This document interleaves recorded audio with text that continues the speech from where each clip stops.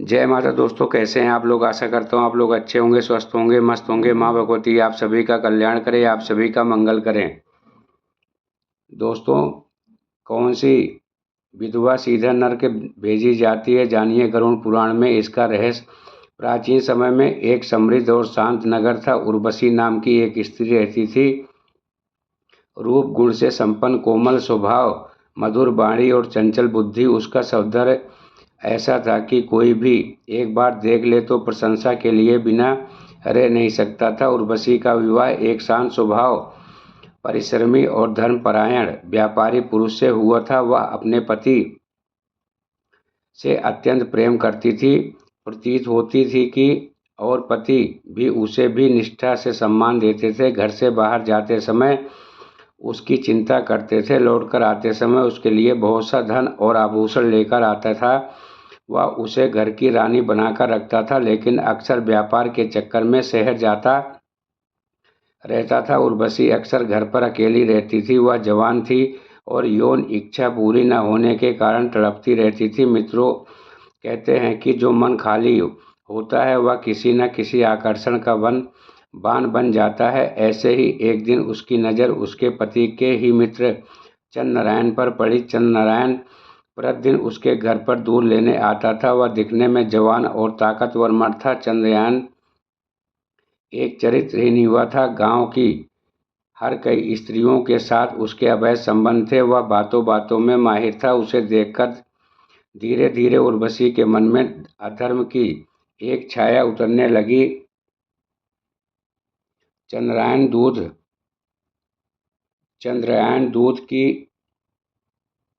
दूध की माँ भेजती थी और चंदनयन उसके घर रोज सुबह शाम दूध पहुँचाने का कार्य करता था। बस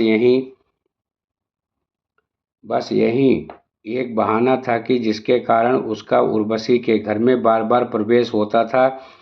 शुरू शुरू में वह केवल औपचारिकता थी। वह आता, दूध का मटका या लोटा रखता, दो चार आदर भरी बातें करता और चला जाता था। लेकिन समय की रेत पर धीरे धीरे अनावश्यक बातचीत, अनचाहे ठहराव और अनजाने में उठाए गए निगाहों ने एक नया मोड़ लेना शुरू कर दिया। उर्वशी अक्सर अकेली होती थी। पति खेतों और व्यापार में व्यस्त रहता था। चंद्र नयन जब दूध देने आता था तब हल्के से मुस्कान देता था। कभी उसकी तारीफ में दो शब्द बोल देता था। उसकी बातों में एक ऐसी मीठी चालाकी थी जो उर्वशी के मन में हलचल पैदा करने लगती थी। धीरे धीरे दोनों के बीच एक अवैध यौन आकर्षण पनपने लगा। ये एक ऐसा आकर्षण जो आंखों से शुरू होकर मन तक पहुंच गया। पहले सिर्फ मुस्कुराहट, फिर बातचीत और फिर वो पल आने लगे जब दोनों को एक दूसरे का इंतजार रहता था। उर्वशी का मन अब अपने पति की ओर नहीं था, बल्कि हर सुबह आने वाली उस दूध की बाल्टी और उसे लाने वाले मर्द की ओर अधिक झुकने लगा था। वह जानती थी कि यह राह पाप की ओर ले जा रही है, लेकिन आकर्षण का नशा उसकी विवेक शक्ति को कमजोर करने लगा। एक दिन बरसात के पानी में फिसलकर उर्वशी चंद्रनयन की बाहों में जा गिरी। फिर चंद्रनयन ने उसे अपनी मजबूत बाहों से निकलने नहीं दिया और सीने से लगाकर प्यार करने लगा। उर्वशी को भी धीरे धीरे मजा आने लगा और दोनों में अवैध संबंध स्थापित होने लगा। और धीरे धीरे उर्वशी और चंद्रनयन का अधर्म बढ़ता गया। रातों के अंधेरे में और चुप्पी में पनपा यह पाप धीरे धीरे इतना साहसी हो गया कि अब दोनों को लगता था कि जब तक पति जीवित है हमारा मिलन अधूरा रहेगा। उसने भीतर की वासना ने विवेक की हर आवाज को दबा दिया। लेकिन तभी एक दिन कुछ ऐसा हुआ जिसने दोनों को हिला दिया। एक दिन उर्वशी का पति अचानक घर लौटा। उसे कुछ संदेश था, पर वह यह सोच भी नहीं सकता था कि उसकी पत्नी, उसका विश्वास पात्र मित्र, उसके साथ ऐसा विश्वासघात कर सकते हैं। जैसा ही उनके घर में कदम रखा उसने देखा कि चंद्रनयन घर के आंगन से जल्दी जल्दी बाहर निकल रहा था और उर्वशी भीतर सहमी बैठी थी। पति का दिल जोर से धड़कने लगा, मन में हजारों सवाल पर चेहरा पत्थर की तरह शांत। उसने उर्वशी से पूछा, ये यहाँ क्यों था। और तुम इतने घबराई क्यों हो? उर्वशी कुछ बोल ना सकी। चंदनयन की आंखें झुक गई।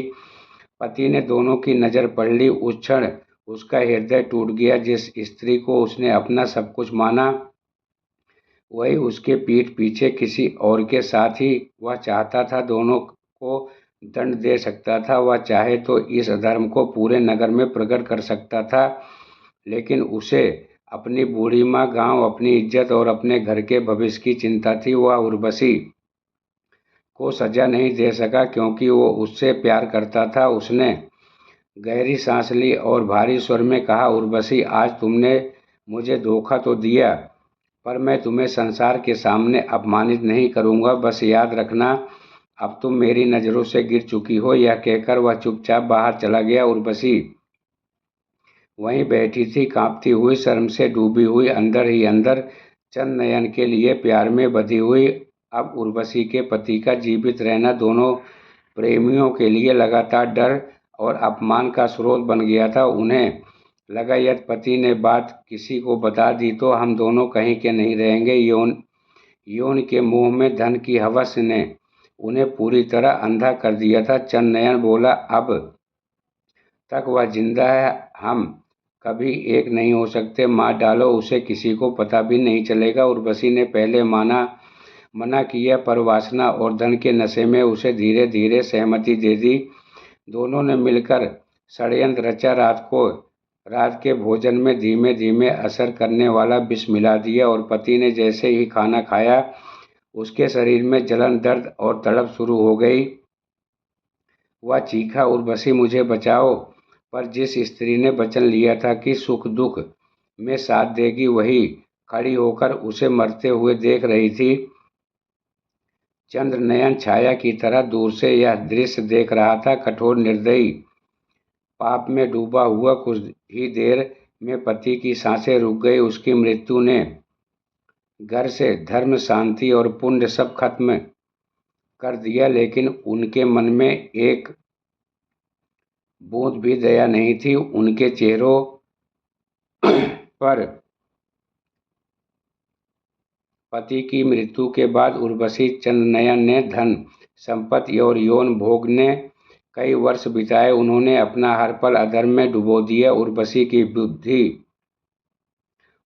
की वृद्ध सास और अब जानती थी कि पर समाज के डर, अकेलेपन और सहायता के कारण चुप रहती थी। उनकी हर सांस दर्द से भरी हुई थी। समय बीतता गया, उर्वशी का सौंदर्य मिटने लगा, धन समाप्त हो गया, शरीर की चमक खो गई और चंदनयन का आकर्षण भी खत्म हो गया। जब उसके पास न कुछ संदर्भ रहा न धन, दोनों में झगड़ा होने लगा और एक दिन चंदनयन ने उसे छोड़कर एक धनी वेश्या के साथ भाग गया। उर्वशी ने सोचा कि पति को हटाकर, समाज को पीछे छोड़कर, पाप का वासना के रास्ते पर चलकर वह अपने प्रेमी के साथ सुख पाएगी, पर अंत में वह अकेली रह गई, जैसे किसी सुनसान कक्ष में एक बुझता दिया। चंदनयन ने, जिसके लिए उसने अपना घर, अपनी इज्जत, अपना धर्म, यहाँ तक कि अपने पति की जान तक ले ली, वही चंदनयन उसे छोड़कर एक धनी वेश्या के साथ भाग गया। यह धोखा उर्वशी के हृदय में ऐसा तीर बनकर लगा कि उसकी आत्मा तक की चीर गया। यह धोखा उर्वशी के हृदय में ऐसा तीर बनकर लगा कि उसकी आत्मा तक को चीर गया। अब न वह समाज के सामने लौट आ सकती थी, न अपने बिखरे जीवन को समेट सकती थी। वह हर रात एक ही बात सोचती थी, मैंने सब कुछ उसके लिए किया, मैंने अपना संसार उजाड़ दिया और बदले में उसने मुझे ही उजाड़ दिया। यह सोच सोचकर उसका मन पागलपन की स्थिति में पहुंच गया। वह रोती चिल्लाती, कभी अपनी किस्मत को कोसती, कभी अपने पापों को लेकर। कोई साथ देने वाला नहीं था। एक दिन अपने कर्मों के बोझ और चंदनयन के धोखे से पूरी तरह टूट चुकी थी। उर्वशी नदी के किनारे जा पहुंची। नदी शांत बह रही थी, जैसे किसी विकट सत्य की गवाही दे रही हो। उर्वशी देर तक पानी को देखती रही। उसकी आंखों से आंसू बहने लगे, हृदय में तूफान उठ रहा था। उसमें धीमे से कहा, जब जीवन ही पाप बन गया तो मरने में क्या डर है। और बिना कुछ सोचे वह नदी में कूद गई। थोड़ी देर बाद तक हाथ पैर मारती रही, फिर पानी ने उसे निगल लिया, उसका शरीर शांत हो गया। लेकिन गरुड़ पुराण में श्री हरि कहते हैं कि जो व्यक्ति अपने ही हाथों से अपने प्राण त्याग देता है वह पृथ्वी से भी शांति नहीं पाता और परलोक से भी नहीं।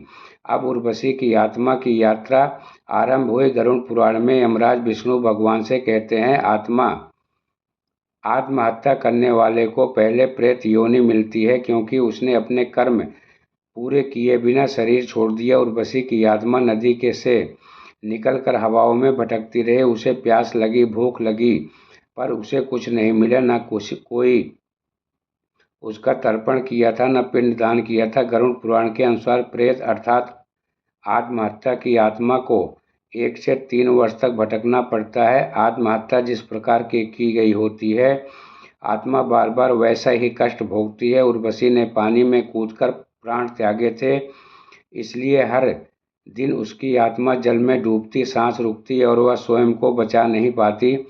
वह अत्यंत भयानक अवस्था होती। गरुड़ पुराण कहता है कि आत्महत्या करने वाला व्यक्ति आत्मा रूप में उसी मृत्यु को बार बार अनुभव करता है, वह प्रेत बन जाती है। गरुड़ पुराण कहता है प्रेत को तीव्र भूख लगती है पर वह कुछ खा नहीं सकता, महाप्यास लगती है पर वह जल पी नहीं सकता। उर्वशी की अवस्था भी यही थी, हवा में भटकती रही, भूख से तड़पती रही, पानी को छूते ही वह जल वाष्प बन जाता था। धूप उसे जलाती, रात को ठंड से उसे जमा देती थी, पर मुक्ति नहीं मिली। जब उर्वशी की प्रेत यात्रा के वर्ष पूरे हुए, अब वह प्रेत दाग से निकलकर न्याय के लिए यमलोक जाने गई। एक रात अचानक आकाश कांप उठा, हवा में एक अजीब सी ठंड और डर फैल गया। तभी 2 विशाल यमदूत, काले विकराल अग्नि सी आंखों वाले, उसके सामने प्रकट हुए। उनकी उपस्थिति मात्र से ही पेड़ सूख गए, वातावरण भयपूर्ण हो गया और उर्वशी की आत्मा कांपने लगी। यमदूत गरज कर बोले, उर्वशी तेरी प्रेत यातना का समय पूर्ण हुआ, अब चल, न्याय का समय आ गया। उर्वशी भय से रोने लगी, उसके हाथ जोड़कर कहा, मुझे छोड़ दो, मैं नहीं जाना चाहती। पर यमदूतों के सामने किसी की प्रार्थना नहीं चलती। एक यमदूत ने उसके सूक्ष्म शरीर को लोहे की जंजीर से जकड़ लिया, दूसरे ने उसे हवा में उठाया। वह दोनों उसे तेज गति से यमलोक की ओर लेकर चले गए।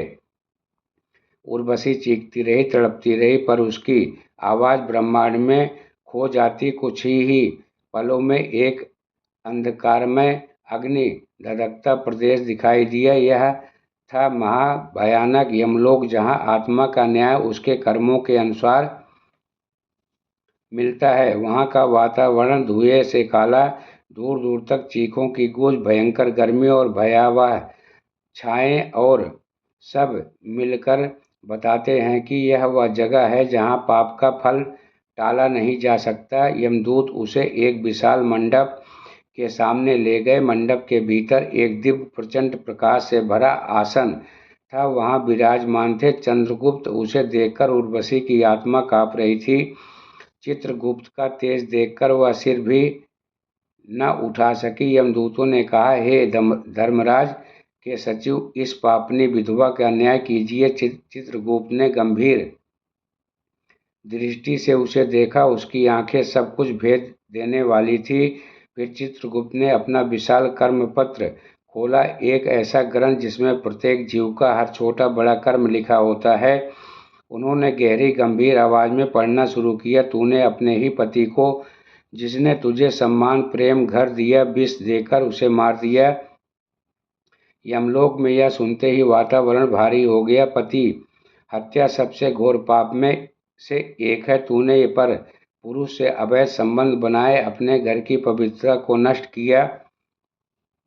चित्रगुप्त की आवाज और कठोर हो गई। घर की संपत्ति को वासना और भोग में नष्ट किया, अनेक निर्दोषों का हक छीना, वृद्ध सास पर अत्याचार किए। वृद्ध अवस्था में उसने उसके जवान पुत्र को मारकर उसे अनाथ किया, उसे मानसिक कष्ट दिया और उसके कुल को अपमानित किया। तू जीवन भर झूठ पर झूठ बोलती रही, धोखे पर धोखा देती रही, पति समाज सबको छलती रही, और तेरा सबसे बड़ा अपराध अपने ही हाथों प्राण त्याग कर ईश्वर द्वारा दी गई देह का अनादर किया। मित्रों, गरुड़ पुराण में कहा गया है कि आत्मदाह करने वाले का कर्म भार अनेक गुना बढ़ जाता है। फिर चित्रगुप्त ने धर्मपत्र बंद करते हुए कहा, उर्वशी, तेरे इन कर्मों का बोझ बहुत भारी है। तेरे पाप इतने बढ़ चुके हैं कि स्वर्ग के द्वार तेरे लिए सदा के लिए बंद हो गए। उर्वशी रो पड़ी, थर्राने लगी। उसके पापों की गणना सुनकर उसे स्वयं विश्वास नहीं हो रहा था कि एक समय में सुशोभित स्त्री आज इतनी अधर्म में डूब गई थी कि आज उसका हर पाप, हर छल, हर अत्याचार सब उसकी आत्मा के सामने ऐसे खड़ा था जैसे अंधेरे में चमकती आग की लपटें। फिर दंड तय हुआ और जैसे ही उसका निर्णय पढ़ा गया, यमदूत उसे एक ऐसे संसार में ले गए जहाँ चीखें हवा में घुली थी। यह रब नरक था, जहाँ जीव को उसके अपने पापों से जन्मी अग्नि रूप प्राणियां काटती हैं, नोचती हैं, चीखों को निगल जाती हैं। उर्वशी की शरीर पर हर पल ऐसे घाव बनते थे जो पल भर में फिर से भर जाते और वही क्रूर यातना दोहराई जाती, क्योंकि उसने अपने पति को विष देकर मारा था। अब उसे वही दर्द 1000 गुना होकर सहना था। उसके बाद उसे ले जाया गया कुभी पाक नरक, जहाँ उसके साथ कुछ नहीं किया गया, उसे बस उबलते तेल में की कढ़ाई में फेंक दिया गया। वह चीखती रही। वह शरीर गलता नहीं था, क्योंकि नरक में देह मरती नहीं है, वह जलती रहती है। व्यभिचार, छल और काम पाप का यही फल बताया गया है, लेकिन उसका सबसे भयानक दंड अभी बाकी था, क्योंकि गरुड़ पुराण कहता है, जो अपने ही हाथों से अपने प्राण त्यागते हैं वह न पृथ्वी पर शांति पाते हैं न परलोक में। उर्वशी को धकेला गया एक लोक में जहाँ न दिन था न रात था, बस अंतहीन पीड़ा थी। वहाँ उसकी आत्मा बार बार मरती, बार बार जीवित होती और फिर वही यात्रा दोहराई जाती। एक अनंत चक्र जो तब तक नहीं टूटता जब तक आत्मा अपने पापों का बोझ चुकाती नहीं। जब उर्वशी की यातनाएं पूर्ण हुई तब देवदूतों ने कहा, मानव अपने ही कर्मों का निर्माता है, जैसा बोता है वैसा ही फल पाता है। मित्रों, गरुड़ पुराण में श्री हरि हमें यह चेतावनी देते हैं कि अधर्म, छल, व्यभिचार और हिंसा अनंतता सदा विनाश। यह कर्म आत्मा को बांध देते हैं और परलोक में वही यातनाएं बनकर लौटते हैं। आत्महत्या किसी दुख का अंत नहीं है, यह और वे गहरे अनंत दुखों का द्वार है। जीवन ईश्वर का वरदान है, जो इसे स्वयं समाप्त करना है वह पृथ्वी पर भी शांति पाता और न ही परलोक में पाप या क्षण सुख देता है, पर उसका फल अनंत पीड़ा बन जाता है। कोई भी पाप ईश्वर की दृष्टि से छिपा नहीं होता। श्री कृष्ण कहते हैं, धर्म ही वह नौका है जो मनुष्य को दुख संसार से परलोक ले जाती है। सत्य, करुणा, संयम और पवित्र आचरण यही मोक्ष का मार्ग है। मनुष्य चाहे जितना गिर जाए, यदि वह पश्चाताप कर धर्म का मार्ग चुन ले तो देवता भी उसका मार्ग प्रकाशमय कर देते हैं। मित्रों, उर्वशी की यह कथा यह सिखाती है कि कर्मों से कोई बच नहीं सकता। धर्म ही रक्षा करता है, सत्य ही उद्धार करता है, पवित्र ही जीवन क्या मोक्ष है। दोस्तों, यह थी थोड़ी सी जानकारी। मेरे द्वारा दी गई जानकारी आप सभी को अच्छी लगी हो, समझ में आई हो तो वीडियो को लाइक कर देना, चैनल को सब्सक्राइब करके शेयर जरूर करना, ताकि और भी भक्तों का कल्याण हो सके और भी भक्तों का मंगल हो सके। जाते जाते जय श्री हरि विष्णु जरूर लिखना।